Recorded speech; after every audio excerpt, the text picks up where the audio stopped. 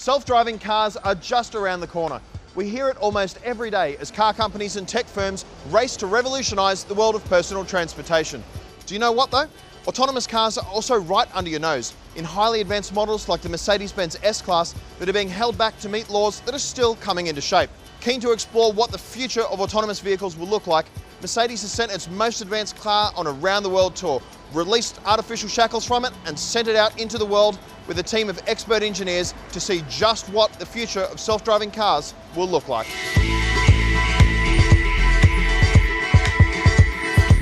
Mercedes Intelligent World Drive has two objectives.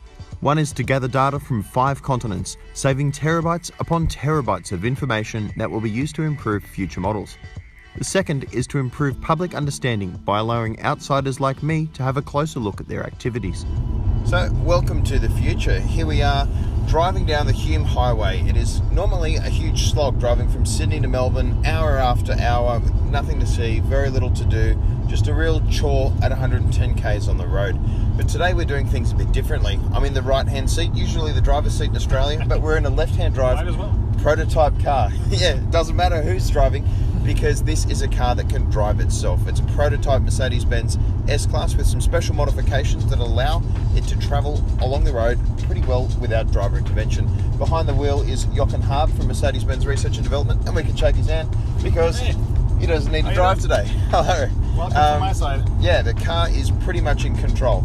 So, Jochen, tell me about the car that we're driving here. Okay, we're driving a standard production S-Class model year 2017 that will be introduced in Australia shortly. But we use it as a research car or as a testing car for future automation vehicles. So what we did is we turned off in this car the hands-off detection that is time-triggered in a real car to remind you frequently that you're still in charge, that it's only a partially automated car. I have to do that manually. That's why only trained drivers are allowed to drive it. But it feels in normal driving as if it was a level 3 car. Yeah, so in this car you have to be able to take over driving in a moment's notice. Exactly. That's why I'm not sitting here like this. That's why I have my hands somewhat near the steering wheel. So this car has some technology in it that we haven't really seen in Australia, in that the cruise control system will adapt to speed zones all by itself. So currently we're set for 110, but as we get closer to Melbourne and you reach a 70 zone or something like that, as soon as the car sees a sign ahead, it will recognise that, show it on the dashboard, but then reduce its speed to 70. It even has a preview function, so it will start to reduce before that sign, with the goal of having that speed just about at that sign. Yeah. So the next step is to go to South Africa and to have another look at another right-hand drive market and look at some of the differences between them. So what do you expect to see differently around Cape Town compared to Melbourne?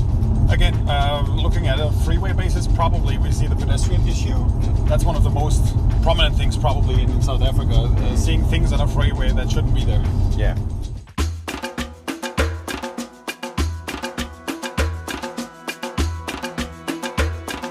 So here we are in South Africa, on the other side of the world, to see how this technology handles a completely different driving environment.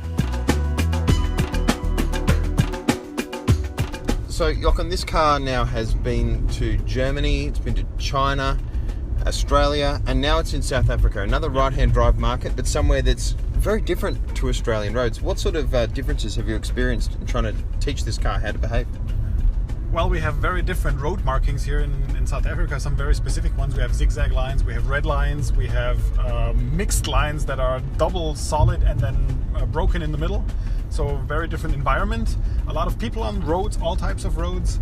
And of course we just had sand being blown across the road. So we had no road markings and no distinct edges or anything at all. So very challenging for the car, as a matter of fact. With the big differences that you have in between these countries, does that mean markets like this, like South Africa, will be slower to receive this sort of technology than, say, Germany? We will probably have a rollout depending on the market and the challenges we have. Also, of course, depending on the market demand. And of course, it also depends on the type of road that you're doing. Roads that you have a very good overview, you might open, but yes, there will be a rollout. And where does Australia sit in that? Because Australia is a very important market for Mercedes, isn't it?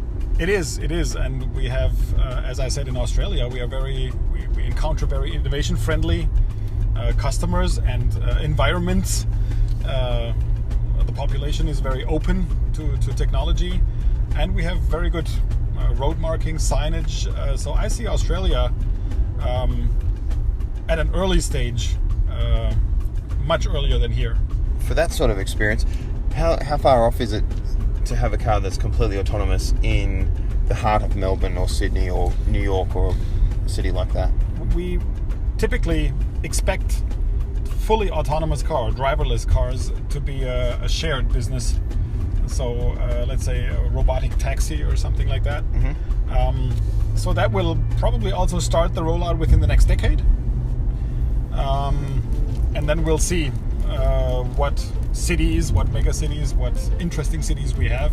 So right now we're driving this car on a country road, and you know it's pretty much steering by itself and braking and accelerating, it's magic stuff really to experience this.